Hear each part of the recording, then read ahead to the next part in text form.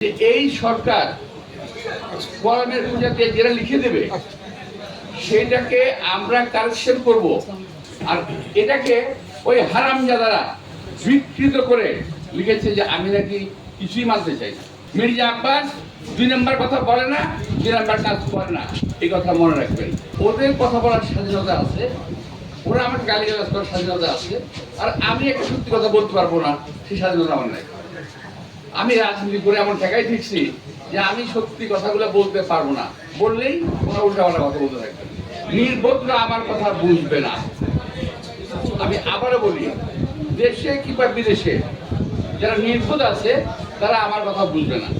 আমি বলেছিলাম কথাটা ছিল এরকম যে এই সরকার কোরআনের পূজাতে যেটা লিখে দেবে সেটাকে আমরা কারেকশন করব, রাজনৈতিক দলগুলো মিলে ঐক্যমতে আসবো, তারপরেই আমরা সেটাকে মানবো, এর আগে নয়। আর এটাকে ওই হারামজাদারা বিকৃত করে লিখেছে যে আমি নাকি কিছুই মানতে চাই না।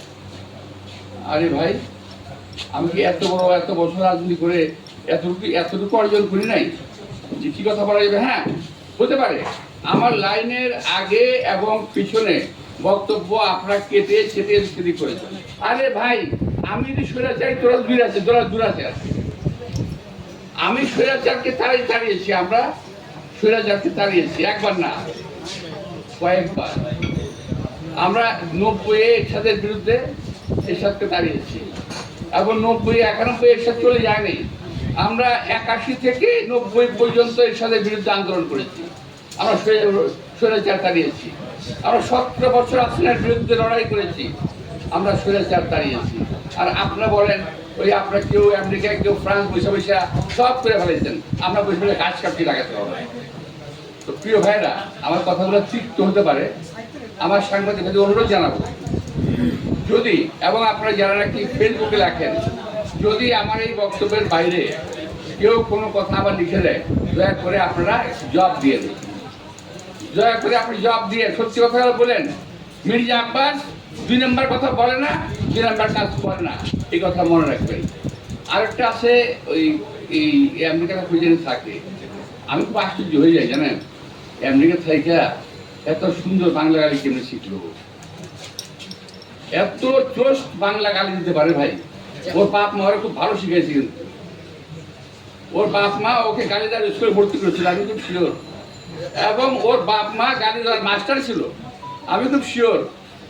ওর বাপ মা বোধহয় গালি গালাজ করতো, ওই যে বাসায় বোধহয় গালি গালাজ করতো, ওই পাটা ওগুলো শিখতো, বুঝতে পারছেন? তো আমরা তো শিখি নাই, কিংবা বাইরের স্কুলে পড়ে আমরা যেটা শিখছি সেটা যদি দেই, বেটা কিন্তু সহ্য করতে পারবি না।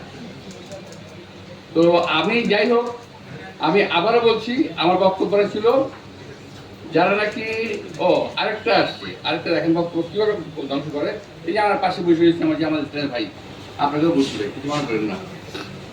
আমি বলছিলাম একটা মিটিংয়ে নবীউল্লাহ নবীরে জেলে দে, তারপরে আমি ওর কথা বলবো না, বুঝতে পারছেন?